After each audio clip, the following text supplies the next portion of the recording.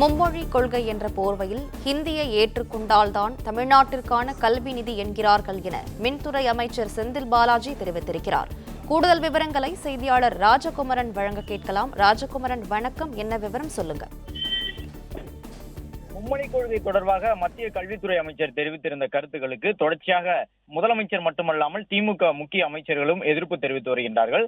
அந்த அடிப்படையில் தற்பொழுது அமைச்சர் செந்தில் பாலாஜி வெளியிட்டிருக்கக்கூடிய இந்த பதிவிலே எதிர்க்கட்சித் தலைவர் எடப்பாடி பழனிசாமி தொடர்ந்து திமுகவிற்கு எதிராக மட்டும் கம்பு சுத்தி வருகின்றார்கள்.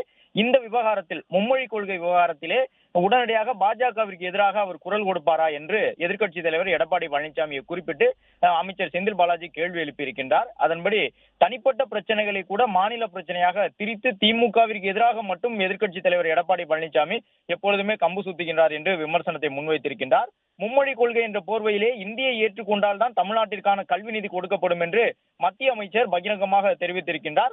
தமிழ்நாட்டு மக்களை பிளாக்மெயில் செய்யக்கூடிய நோக்கத்தோடு திமிராக நடந்து கொண்டால் தமிழ்நாட்டு மக்களின் தனி குணத்தை டெல்லி பார்க்க வேண்டியிருக்கும் என்று முதலமைச்சர் அதற்கு பதிலளித்திருப்பதை சுட்டிக்காட்டியிருக்கக்கூடிய அமைச்சர் செந்தில் பாலாஜி, தமிழ்நாட்டு மக்களின் நலனில் தமிழ்நாட்டு உரிமைகளில் அக்கறை கொண்ட அனைவரும் மத்திய பாஜக அரசினுடைய அந்த தடித்தனத்தை எதிர்த்து வருகின்றார்கள் என்று அமைச்சர் செந்தில் பாலாஜி குறிப்பிட்டிருக்கின்றார். மேலும் தனிப்பட்ட பிரச்சனைகளை கூட மாநில சட்ட ஒழுங்கு பிரச்சனையாக திரித்து திமுகவிற்கு எதிராக போராட்டம் நடத்தக்கூடிய எதிர்க்கட்சி தலைவர் எடப்பாடி பழனிசாமி தற்பொழுது எங்கே சென்றிருக்கின்றார் என்று அவர் கேள்வி எழுப்பியிருக்கின்றார். சின்ன சின்ன விவகாரங்களை ஒதுக்கிவிட்டு மாநில பிரச்சனைக்காக ஒருங்கிணைந்து குரல் கொடுக்க வேண்டாமா என்றும் அவர் கேள்வி எழுப்பியிருக்கின்றார். விவரங்களுக்கு நன்றி ராஜகுமரன்.